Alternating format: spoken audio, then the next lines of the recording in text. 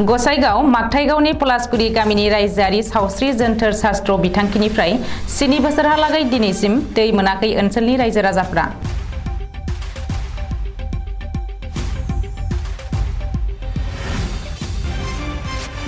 गसाइगाव महकुमानि सिङाव थानाय पलासगुरि गामियाव 7 बोसोर सिगांनो लुजानाय रायजोआरि सावस्रि जोनथोर शास्त्र बिथांखिनि गंसे दै जगाय राहा खालामदोंमोनब्लाबो दिनैसिम दै मोनाखै गामिनि रायजो राजाफोरा।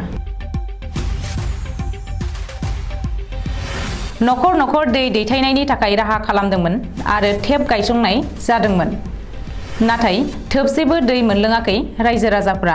3 बोसोर सिगां 65 लाख रां गनायथि मोननायजों फोसाबनानै दै राहा होनो मावदोंमोनब्लाबो दिनैसिम मोनाखै रायजो राजाया।